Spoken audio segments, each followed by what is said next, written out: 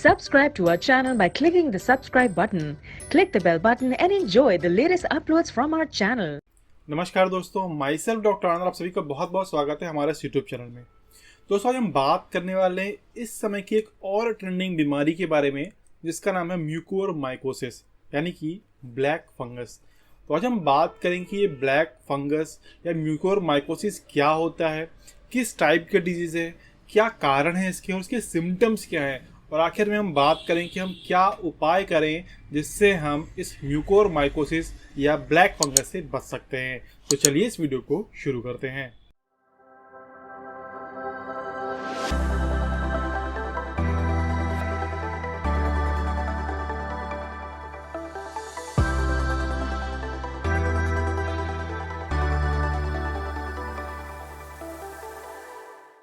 तो दोस्तों, वीडियो शुरू करने से पहले मैं आप सभी से ये रिक्वेस्ट करना चाहूँगा कि अगर आप हमारे चैनल पर पहली बार आए तो प्लीज़ चैनल को सब्सक्राइब कर लीजिए, बेल आइकन दबा दीजिए ताकि आपको हमारी वीडियो की नोटिफिकेशन सबसे पहले मिल सके। इसके साथ साथ अगर आप अपना या अपनी फैमिली मेम्बर में किसी का इलाज या ट्रीटमेंट कराना चाहते हैं तो आप हमारे क्लिनिक के नंबर 9305024291 पर कॉन्टैक्ट करके अपने लिए प्रॉपर ट्रीटमेंट या अपॉइंटमेंट बुक कर सकते हैं। चलिए ये बात कर लेते हैं ब्लैक फंगस के बारे में या म्यूकोरमाइकोसिस के बारे में। सबसे पहले जान लीजिए कि एक फंगल इन्फेक्शन है जो आम तौर पर हम सभी को कभी न कभी हुआ है। बट ये जो फंगल इन्फेक्शन है एक स्पेशल टाइप का फंगल इन्फेक्शन है जिसका जो कॉजेटिव ऑर्गेनिज्म है ये ग्रुप ऑफ फंगस है जिसका नाम है म्यूकोरमाइटिसिस।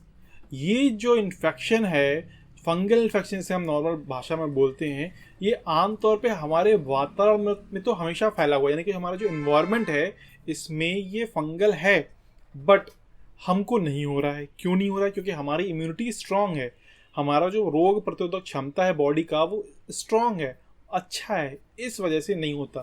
फॉर एग्जाम्पल, नॉर्मली आपने एग्जाम्पल सुना भी होगा, मैं आपको नॉर्मल तरीके से समझाता हूँ। जब भी हमारे घर में ब्रेड आती है या हमारे घर में जो रोटियाँ बनती हैं, हम इसके माध्यम से बात करेंगे तो आपको ज़्यादा अच्छे से समझ में आएगा। ताज़ी रोटी बनी है और वो बाहर रख दीजिए तो उसमें फंगस नहीं लगेगा कम से कम 3 से 4-5 घंटे तक या सुबह से शाम तक। बट अगर वो 12 घंटे पुरानी या एक दिन पुरानी हो जाती है रोटी और उसको फिर से वहाँ रख दिए तो आपको 4-5 घंटे में वहाँ दिखाई देगा कि उसमें फंगस लग गई है। ऐसा क्यों? क्योंकि जो स्टार्टिंग जो ताज़ी रोटी है वो नई बनी हुई है, उसकी इम्यूनिटी स्ट्रांग, मतलब आप सोच सकते हैं कि उसकी इम्यूनिटी अभी वो स्ट्रांग है, गैस तवा से आई है, अब उसके अंदर ताकत है लड़ने की, अभी वो लड़ सकती है, उसके ऊपर फंगस नहीं बैठ रहा है। बट जैसे जैसे वो कम हो जाती है, मतलब वो बासी हो जाती है, उसकी इम्यूनिटी कम हो जाती है, वैसे वैसे उस पर फंगस लगना स्ट्रांग हो जाता है या फंगस लगना स्टार्ट हो जाता है। ठीक उसी तरीके से हम स्वस्थ हैं, हमें ये डिजीज़ यानी कि जो ब्लैक फंगस है ये नहीं हो रहा है। क्यों? क्योंकि हमारी इम्यूनिटी अच्छी है, हमारी इम्यूनिटी स्ट्रांग है, हमें इन्फेक्शन कैच नहीं कर रहा है, इन्फेक्शियस कॉज नहीं हो रहा है, क्योंकि हमारी डिफेंस मैकेनिज्म उस जो फंगस आ रहा है उसको नष्ट कर दे रही है, ख़त्म कर दे रही है। तो ये हो किन को रहा है? हो उन्हीं को रहा है जिनकी इम्यूनिटी डाउन है। अब डाउन क्यों है? खास तौर से ये कोविड पेशेंट यानी कि कोरोना के पेशेंट को ही क्यों हो रहा है? देखिए, कोरोना को जो मॉडर्न डे ट्रीटमेंट चल रहा है उसमें बहुत सारे स्टेरॉयड थेरेपी दी जा रही है। जो लोग होम हैं, घर पे हैं, होम आइसोलेशन में, वो भी स्टेरॉयड का यूज़ कर रहे हैं। जिनको पता नहीं भी है वो भी स्टेरॉयड का रेगुलर बेसिस पे और लंबे समय तक यूज़ कर रहे हैं। ऐसा नहीं, मैं बिल्कुल नहीं बोल रहा हूँ कि स्टेरॉयड गलत है। स्टेरॉयड उस समय दी जाती है जब लाइफ पर यानी कि हमारी ज़िंदगी पर कोई खतरा हो जाए, इसमें हम लाइफ थ्रेटनिंग डिजीज़ जो हो जाती है उन पर हम देते हैं, तो ये लाइफ सेविंग ड्रग्स की कैटेगरी में आती है। बट आमतौर पे देखिए रेगुलर बेसिस पे लोग स्टेरॉयड का यूज़ करते हैं। जिनको अस्थमा है वो इनहेलर के रूप में अस्थमा ये आपका स्टेरॉयड का यूज़ करते हैं। जो लोग पतले दुबले हैं वो वेट गेन करने के लिए, मसल्स बिल्ड करने के लिए स्टेरॉयड का यूज़ करते हैं, जो कि गलत है क्योंकि ये लाइफ सेविंग ड्रग्स तो है, बट अगर आप देखें तो स्टेरॉयड जो है आपका जो हमारा इम्यूनो सप्रेशन ड्रग भी है, यानी कि हमारी जो इम्यूनिटी है उसको सप्रेस कर देता है, दबा देता है, जिससे कि हमारी इम्यूनिटी बॉडी की बहुत कमज़ोर हो जाती है और हमें नॉर्मल कोई भी डिजीज़ है, कोई भी सर्दी खांसी जुकाम है, फंगल इन्फेक्शन है, बहुत तेज़ी से कैच कर सकते हैं। फॉर एग्जांपल, ऐसे पेशेंट जिनका ट्रांसप्लांट हो रहा है, किडनी का ट्रांसप्लांट हो रहा है या हार्ट का ट्रांसप्लांट हो रहा है, देखिए उनमें उनकी बॉडी का जो इतना एंटी डिप्रेसेंट जो है ड्रग दे दिया जाता है, इतना उनको एंटी इम्यूनो सप्रेसेंट ड्रग दे दिया जाता है कि उनकी इम्यूनिटी बहुत कमज़ोर हो जाती है, बहुत कम हो जाती है, और तब उनका ट्रांसप्लांट किया जाता है ताकि जो दूसरा ऑर्गन उस पर बॉडी का कोई प्रभाव ना पड़े जब हम ट्रांसप्लांट करें। और इसी वजह से उनको बोला जाता है कि आपकी सर्जरी के बाद, ट्रांसप्लांट के बाद कम से कम 2 से 3 महीना आप एकदम सुरक्षित रहेंगे, अलग रहेंगे, ताकि आपको किसी भी तरीके का कोई इन्फेक्शन ना हो, चाहे वो छोटा से छोटा सर्दी खांसी जुकाम ही क्यों ना हो, क्योंकि इससे इम्यूनिटी कम है तो आपको जो है प्रॉब्लम बढ़ सकती है। ठीक उसी तरीके से ये जो ब्लैक फंगस है, ऐसे पेशेंट जिनको कोरोना की मेडिसिन चल रही है, जो डायबिटीज़ हैं, जिनको डायबिटिक पेशेंट हैं, जिनको डायबिटीज़ अनकंट्रोल्ड है, उनके लिए प्रॉब्लम है।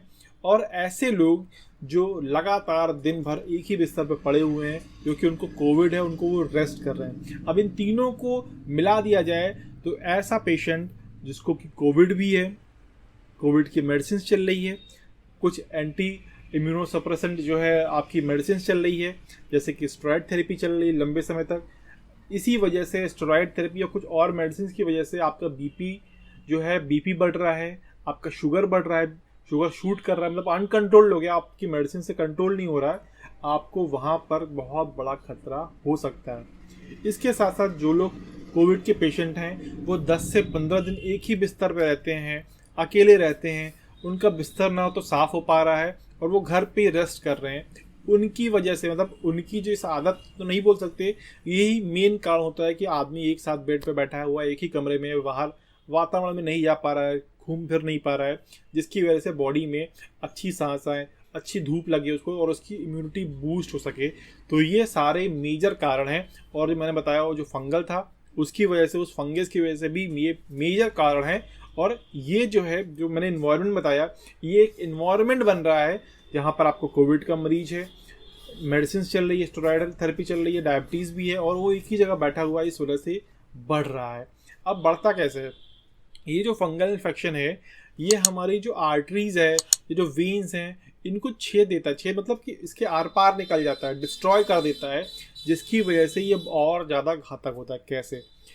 सपोज करिए कि किसी पेशेंट को ये इन्फेक्शन लग गया है, तो ये इन्फेक्शन आता है आपके नाक के थ्रू, क्योंकि मैक्सिमम जो इन्फेक्शन फैल रहा है वो नाक के थ्रू हो रहा है, क्योंकि हम रेगुलर बेसिस पे नाक से सांस लेते हैं। तो ये जो इन्फेक्शन जो है, जो हमारे पूरे वातावरण में फैल रहा है, पूरे वातावरण में कह सकते हैं है फंगस है, ये नाक के थ्रू हमारे जाता है हमारी बॉडी के अंदर।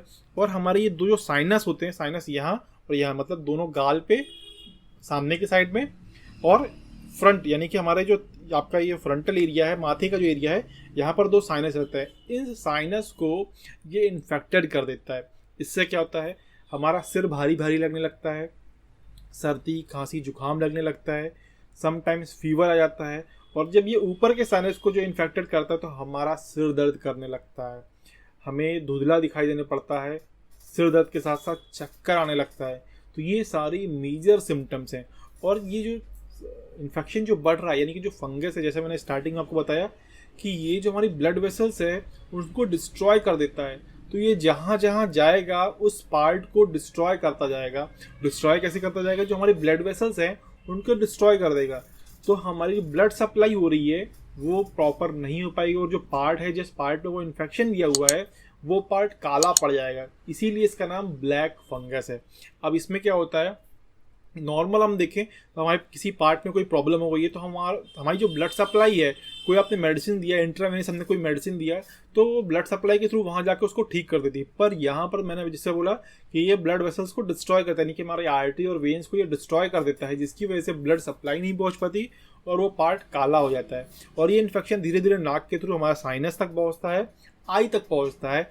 और इन सीवियर केसेस में आपने देखा होगा कि ये पेशेंट्स की आंख तक निकाली जाती है, यानी कि आंख ऑपरेशन करके आंख भी निकाल ली जाती है, क्योंकि आंख के बाद ये सीधे ब्रेन में जाता है, यानी कि दिमाग में जाता है। और ये इन्फेक्शन हमारे ब्रेन को डेड कर सकता है, और जो पेशेंट है उसकी मौत तक हो सकती है, यानी कि पेशेंट मर भी सकता है। तो ये काफ़ी सीरियस प्रॉब्लम है।